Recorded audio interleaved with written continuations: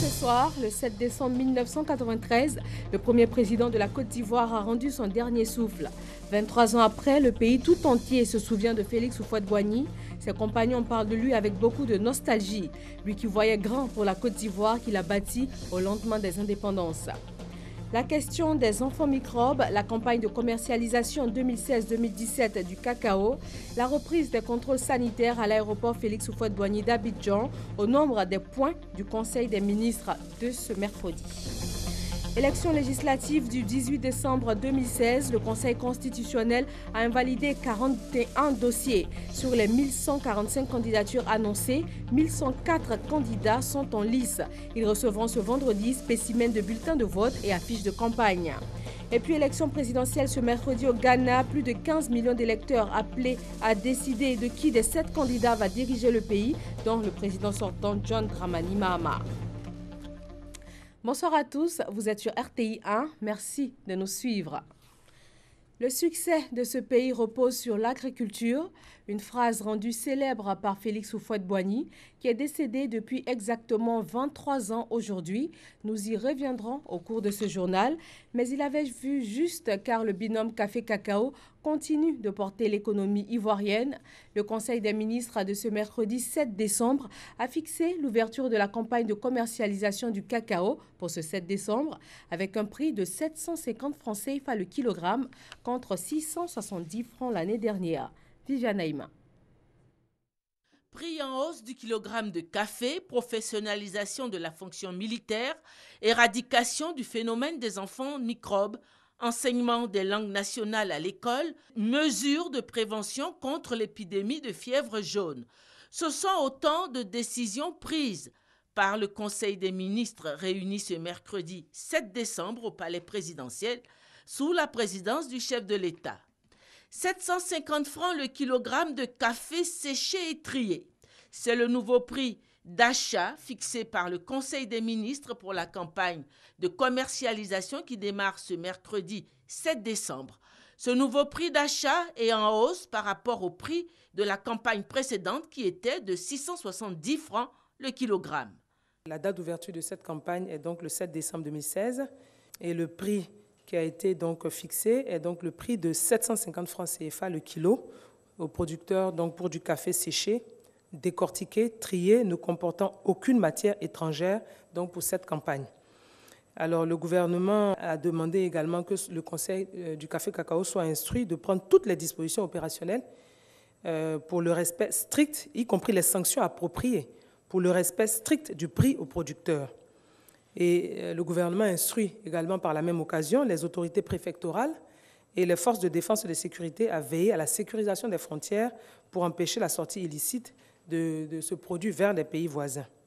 Vers une professionnalisation de l'armée pour qu'elle devienne plus opérationnelle, mieux équipée et mieux formée.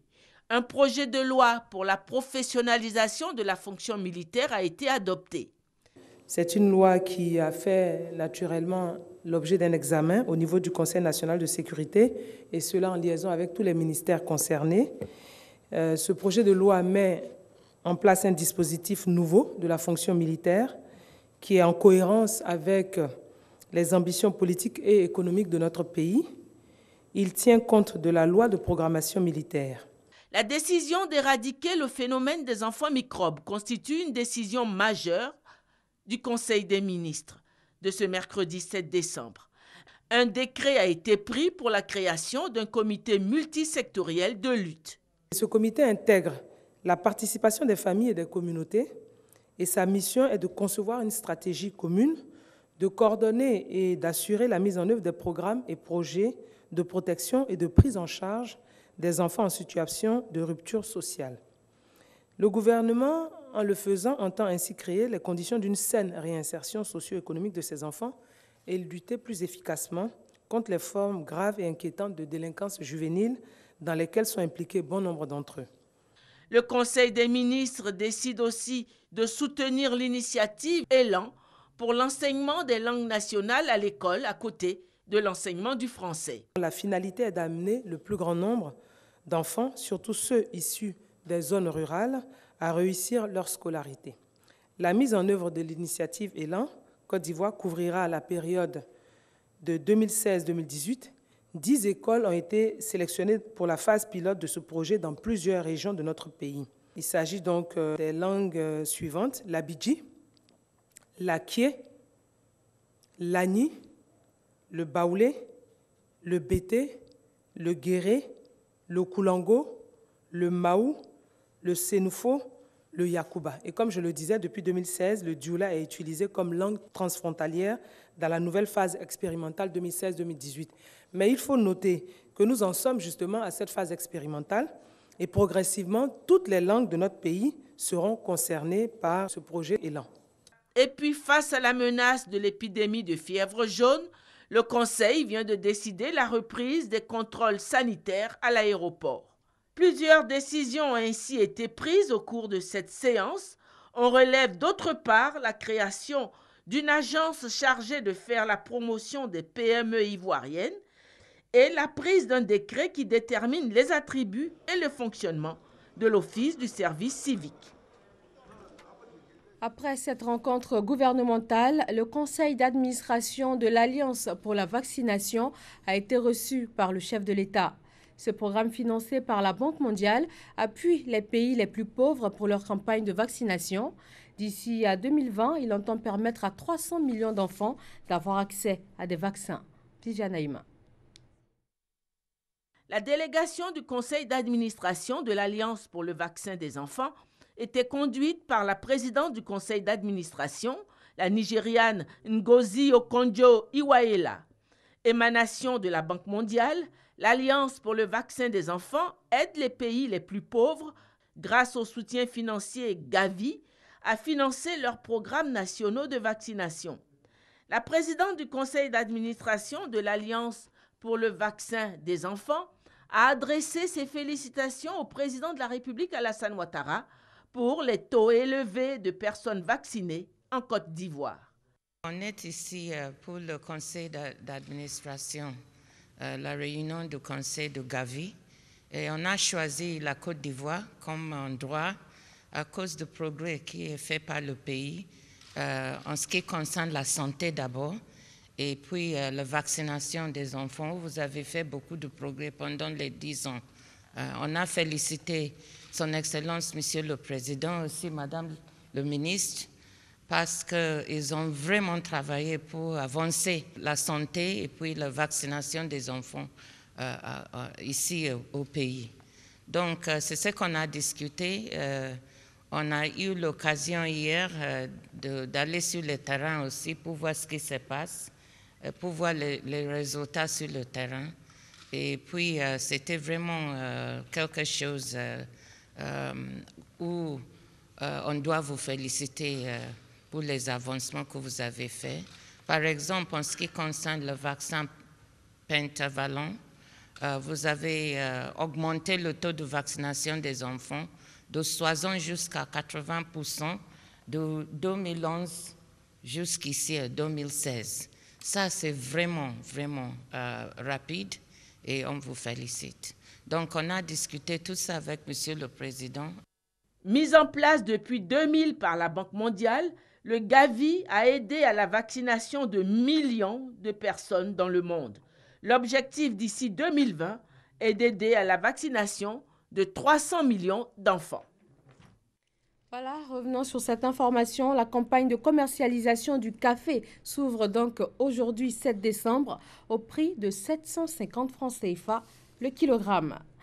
7 décembre 1993, 7 décembre 2016, voilà 23 ans que la Côte d'Ivoire a perdu son tout premier président.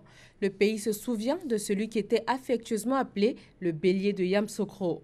Déjà aux premières heures de l'indépendance, il voyait grand. Il a bâti des infrastructures qui continuent aujourd'hui encore de faire la fierté de la Côte d'Ivoire. Maïsako. En avance sur son temps, Félix Houphouët-Boigny était pour beaucoup de membres de son entourage un visionnaire. Celui que l'on surnommait le bélier de Yamoussoukro voulait par-dessus tout bâtir une Côte d'Ivoire moderne et modèle. Le développement du pays, il le fera reposer sur l'agriculture, un secteur pour lequel il avait une grande vision. Le premier producteur de cacao, c'était le Ghana. Houphouët a lancé un défi à Nkrumah. Il dit, je vais te dépasser. Ce n'était pas comme ça, un 20 mots. Le verger était vieillissant. Le rendement était faible. Et il y avait de nouvelles variétés de cacao qui produisaient de façon rapide et avec des rendements très élevés. Dès la deuxième année, il a lancé un appel. Il dit, il faut détruire vos vieilles plantations pour utiliser les nouvelles variétés. Et si vous abattez 1 hectare de votre cacaoyer, on vous donne 30 000 francs. Très peu de gens le savent. Et tout le monde s'est rué. Voici comment nous sommes devenus premier producteur mondial de cacao. On parlera alors dans les années 70 de miracles ivoiriens. En un temps record, un certain nombre de choses ont été réalisées. C'est tout. Mais dans l'esprit du Fouet et de tous ceux qui travaillaient à l'époque avec lui, dans son gouvernement, ce sont des choses qui ont été pensées, projetées, avec des objectifs bien précis. Il le savait, lui. Et en même temps qu'il était en train de faire dans des régions appropriées, dont les surfaces de sol sont appropriées telle ou telle spéculation, le coton dans le nord, le cacao et le café dans l'ouest et dans l'est. En même temps qu'il faisait ça, il faisait en même temps, c'était systématique, il faisait faire des routes, des haies et des ouvrages d'art pour permettre l'évacuation de ces produits, mais mieux, pour permettre que les échanges de production vivrière entre zones puissent se faire. Donc c'était un calcul, il y avait une planification. Ayant hérité d'une colonie riche du potentiel de sa terre, le président Félix Houphouët s'activera à développer ses infrastructures, les routes notamment. Et Houphouët a dit la route précède le développement.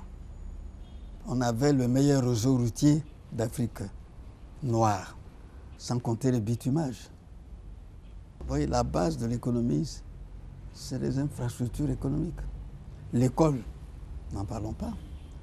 La santé, n'en parlons pas. L'eau. Non seulement les châteaux d'eau, mais les puits.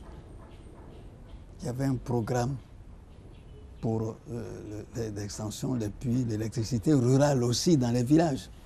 Ce grand bâtisseur n'a cessé de cultiver la paix, le dialogue et l'unité dans le cœur de tous les Ivoiriens.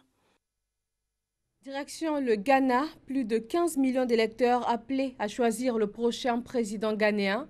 Ils doivent départager 7 candidats en lice, dont le président sortant, John Dramani Mahama. 25 partis politiques sont impliqués dans ce scrutin qui s'annonce serré. Sylvie Touré.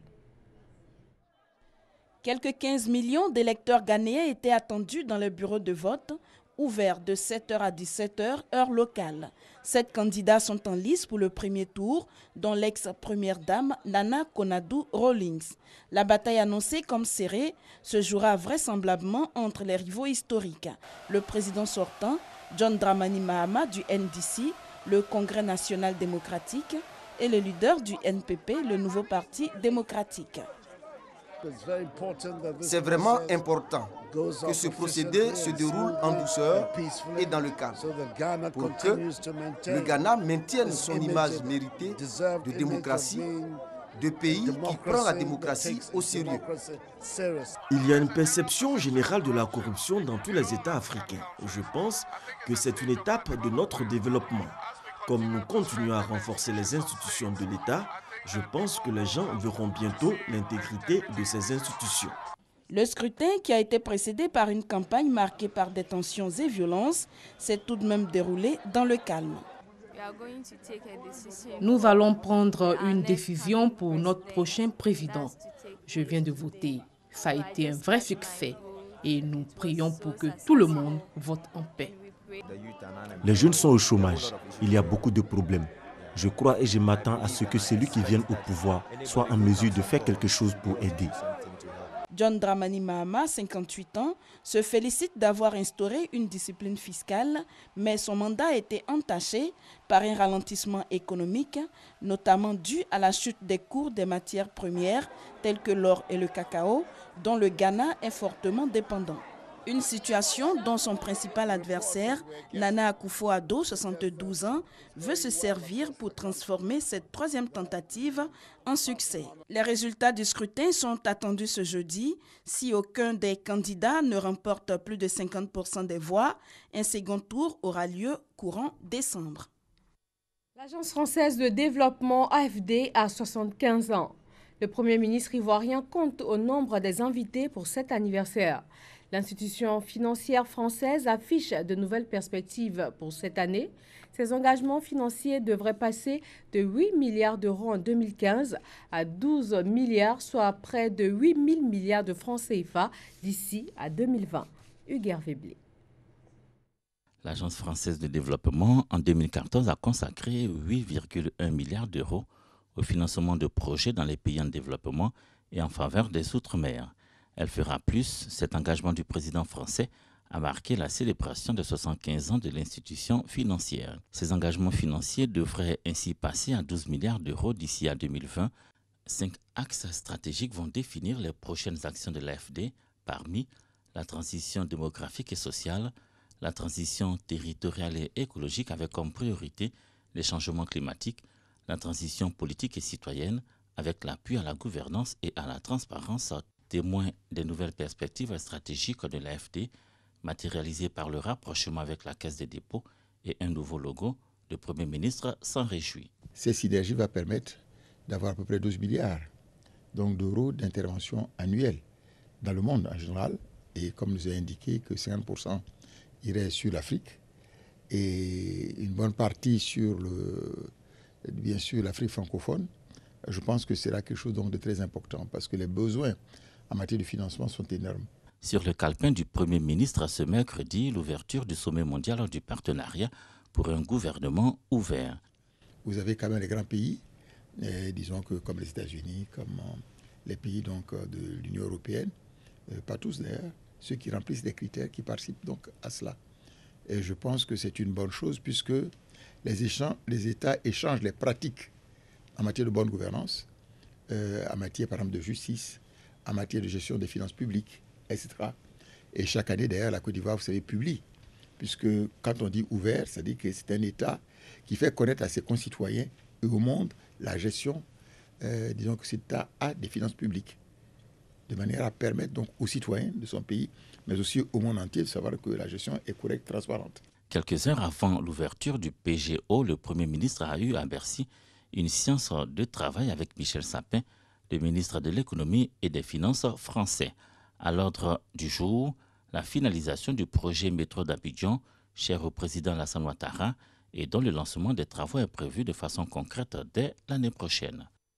Toujours en France, Daniel Cablon-Duncan a pris part à l'ouverture cet après-midi du sommet mondial du partenariat pour un gouvernement ouvert. Les représentants des gouvernements des États membres, le monde académique, la société civile et les organisations internationales y sont présents. C'est un lieu de partage de bonnes pratiques, une plateforme unique pour développer et stimuler la communauté des réformateurs de l'État partout dans le monde.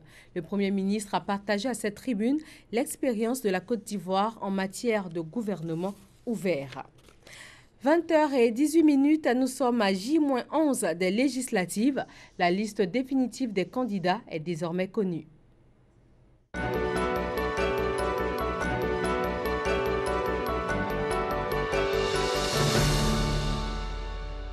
Sur 1145 candidatures annoncées, le Conseil constitutionnel a invalidé 41 dossiers. 1104 candidats sont donc en lice le dimanche 18 décembre prochain. La liste définitive de ces candidats est disponible sur le site internet de la Commission électorale indépendante. La CEI invite tous ces candidats au retrait des spécimens de bulletins de vote et aussi des affiches à son siège ce vendredi dès 10h. La campagne électorale va se dérouler du 10 au 16 décembre. Les différents meetings et rencontres seront rythmés par de la musique et des œuvres des artistes. Chaque candidat doit donc verser une redevance au Bureau ivoirien du droit d'auteur. Quel est le montant de cette redevance? Comment le Burida va-t-il procéder à son recouvrement? Serge Coléa. Élément majeur dans l'animation des QG et dans la mobilisation des militants, la musique va une fois de plus jouer un rôle clé dans le succès de la campagne électorale des différents états-majors engagés dans les législatives de 2016. Les quelques 1000 candidats à l'élection des députés seront amenés à utiliser les œuvres de l'esprit pour rythmer et agrémenter leur meeting. Mais savent-ils pour autant que l'utilisation de la musique et de toute œuvre artistique pendant la campagne électorale est soumise au paiement d'une redevance? Tous les candidats aux législatives qui ont l'intention de communiquer au public de la musique, des œuvres audiovisuelles ou des pièces dramatiques, donc pièces d'humour, pièces de théâtre, ont l'obligation de venir au Burida obtenir une autorisation. Surtout qu'il s'agit d'une démarche fondée sur la loi. Il ne s'agit pas d'une initiative personnelle du Burida pour percevoir des droits indus, mais il s'agit de droits qui appartiennent à des auteurs, à des interprètes et à des producteurs dont les œuvres et les enregistrements font l'objet d'utilisation par ces candidats. Payer une redevance au Burida avant l'exploitation publique des œuvres de l'esprit, une obligation constitutionnelle, un devoir républicain qui n'est pas toujours respecté. Aux législatives de 2011, sur environ 1000 candidats, seulement 79 se sont acquittés de cette redevance. Si nous-mêmes qui exploitons les œuvres ne payons pas les droits des artistes, nous contribuons à leur paupérisation. C'est pour cela que nous espérons que cette année, nous aurons plus de succès. Cette année, le Burida revient à la charge. Pour les localités de 100 à 100 000 habitants, le candidat devra verser 150 000 francs CFA, 200 000 francs de 101 000 à 300 000 habitants, 250 000 de 301 000 à 500 000 habitants et enfin 300 000 francs CFA pour les candidats des circonscriptions de plus de 501 000 habitants. On peut citer pour exemple dans ce dernier cas Boaké, Yopougon et Abobo. Pour le ministre de la Culture et de la Francophonie, les candidats à la députation sont de potentiels représentants du peuple à l'hémicycle. Ils doivent donner l'exemple dans la lutte contre la contrefaçon et le piratage des œuvres de l'esprit.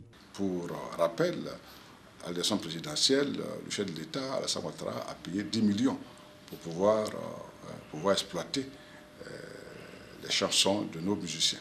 Les portes du siège du Burida à Cocody de Plateau-Vallon ainsi que celles des représentations communales d'Abidjan et de l'intérieur du pays sont ouvertes. Au dire des responsables du Burida, à partir du samedi 10 décembre, des équipes seront sur le terrain pour identifier les candidats qui exploiteront sans autorisation les œuvres des artistes.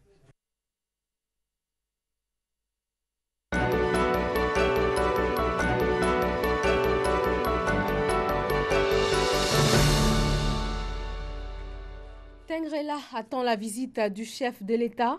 Le président Alassane Ouattara va inaugurer l'axe Bundiali-Tengrela long de 124 km, un événement très attendu par les populations de la région de la Bagoué, à Boussanego. Le président de la République, Alassane Ouattara, sera ce jeudi à Tengrela où il va procéder à l'ouverture officielle de la route Bundiali-Tengrela, frontière du Mali. Dans la Bagoué, l'événement s'annonce donc comme une grande fête. À Bundiali Tengrela, il n'était pas bétonné, mais grâce à Ouattara, il a bétonné. Bon, nous sommes fiers dans ça. Notre route n'était pas praticable. Tengrela, Abidjan, ça nous fatiguait. On dormait à Bundiali. Mais à cause de lui, aujourd'hui, on quitte ici 7h, tu es à Abidjan à 18h, 19h. Vraiment, nous le remercions beaucoup. L'heure est donc à la mobilisation. Les transporteurs saluent le geste posé par le président de la République, Alassane Ouattara. C'est cette infrastructure qui vient mettre fin au calvaire des transporteurs. Calvaire qui a été vécu pendant plusieurs années, vient de prendre fin par donc la livraison de cette route-là. Et nous sommes venus aujourd'hui, nombreux à Tengrela, pour dire merci au président de la République pour ce boulot gouvernemental qui a été fait afin de permettre aux populations et aux transporteurs de pouvoir vaquer à leurs occupations en toute sérénité. Au niveau des cadres et des élus, Les réunions s'enchaînent. Objectif, relever le défi de la mobilisation et honorer le chef de l'État Alassane Ouattara qui comble la région d'une infrastructure attendue depuis 20 ans. Cette route va transformer radicalement l'économie et la vie sociale des populations. Déjà au niveau de la vie sociale, avant nous mettions plusieurs heures entre Boundiali, qui était la fin du bitume, et Tengrela. C'est une route qui est en ligne droite entre la frontière et le port de San Pedro. Il y a une floraison de compagnies de transport, il y a une chute drastique du coût du transport, sans compter l'économie qu'on fait en kilométrage. Boundiali, Tengrela, Bamako, 450 km. Boundiali en passant justement par la route actuelle, vous êtes à 820 km. Vous voyez, près de 300 km que les gens vont économiser. Cette voie va relever même l'économie de Tengrela qui était désenclavée. On avait des problèmes pour arriver à Abidjan. La population va sortir pour remercier le chef de l'État. Financée par la Banque islamique de développement, la route Boundiali-Tengrela, frontière du Mali, désenclave la région de la Bagoué et relie les villes de Daloa, Séguéla, Kani, Boundiali et Tengrela en créant une ouverture pour le Mali sur le port de San Pedro. Coopération ivoiro-burkinabé, désormais en charge des affaires étrangères au sein du gouvernement ivoirien, le ministre Amontano a rencontré aujourd'hui son homologue du Burkina Faso, le dossier du Mont Peko au cœur de la rencontre. Sylvie Touré. Ministre en charge des affaires étrangères au sein du gouvernement après le dernier réaménagement survenu, Marcel Amontano accorde son premier tête-à-tête à Alpha Bari, son homologue du Burkina Faso.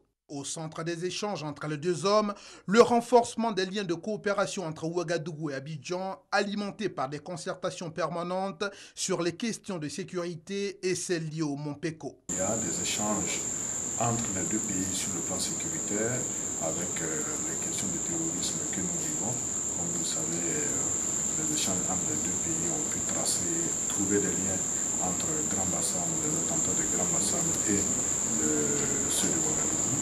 Donc, ça rentre dans un processus normal, mais il faut quand même saluer cette bonne disposition. Et nous l'avons fait à l'endroit du président Ouattara et je l'ai réitéré également au ministre Amontano.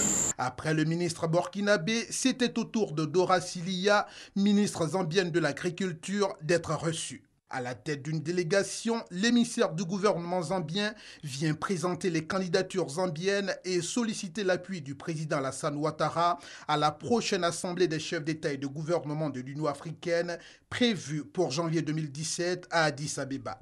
Assemblée consacrée aux élections du successeur de Dlamini Zuma, la présidente de la commission, du vice-président et des commissaires. Le reportage était signé Thomas Guessambi. Dans le domaine de la santé, l'Association ivoirienne pour le bien-être familial, AIBF, enregistre plus de 43 000 utilisateurs additionnels des méthodes contraceptives pour cette année 2016. Mais elle a encore de nombreux défis à relever. L'AIBF en a fait un point à quelques jours de l'ouverture de la 5e rencontre annuelle du partenariat de Ouagadougou qui va se tenir du 12 au 14 décembre prochain ici à Abidjan. Delphine Blas. Quand on ne respecte pas le planning familial, voici ce que ça donne sur cette affiche. Une femme enceinte avec un bébé au dos, 2 autres enfants qui se battent pour un bout de paix et le père dans des difficultés. Pourtant, si la naissance est espacée, la famille est heureuse. Nous existons depuis le 11 septembre 1979 et depuis le 11 septembre, nous offrons donc des méthodes de contraception aux populations ivoiriennes. Nous avons 10 cliniques au niveau du réseau AIBF, donc 10 cliniques qui nous sont propres. Donc les offres de services se font à travers ces cliniques-là. Le planning familial existe en Côte d'Ivoire, mais la méthode est peu connue. Bon, le planning familial, je n'en sais pas trop. C'est d'éviter de faire les enfants collés. Le planning familial, c'est... Bon, ça sera pas le mot me manque. L'AIBF, l'Association ivoirienne pour le bien-être familial, est membre à part entière de la Fédération internationale pour la planification familiale. L'association dresse un bilan concernant les méthodes contraceptives en Côte d'Ivoire. Concernant la planification familiale en 2016, donc de 1er janvier 2016 jusqu'à fin octobre 2016, nous avons pu avoir ce qu'on appelle les utilisateurs additionnels. au nombre de 43 300 au niveau de la population ivoirienne. Et ces 43 300, nous avons 60% qui utilisent donc les méthodes de longue durée, ce qu'on appelle les injectables, excusez-moi, qui utilisent les injectables, et à peu près 23% pour les implants et 12% pour les pilules. Les implants, les pilules n'ont pas de conséquences.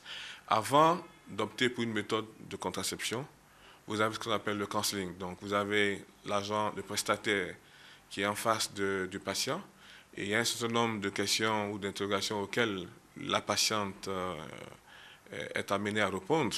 Et donc c'est à l'issue de tout ça que nous proposons des méthodes, et c'est à la patiente à qui revient la décision finale d'adopter une méthode de contraception. Pour les assises d'Abidjan, prévues du 12 au 14 décembre, l'AIBF a plusieurs défis à relever. Il s'agit de nous aider à avoir les outils nécessaires pour accroître l'offre de services en termes qualitatifs ou quantitatifs, ou même les deux, de nous aider à lever les barrières socio-culturelles, les mœurs, les coutumes. Pour l'AIBF, planifier les naissances, c'est planifier l'avenir et les jeunes doivent s'approprier ce. Merci de votre attention. Je vous retrouve pour un nouveau journal sur RTI 1 dès demain 13h. Très bonne fin de soirée à tous.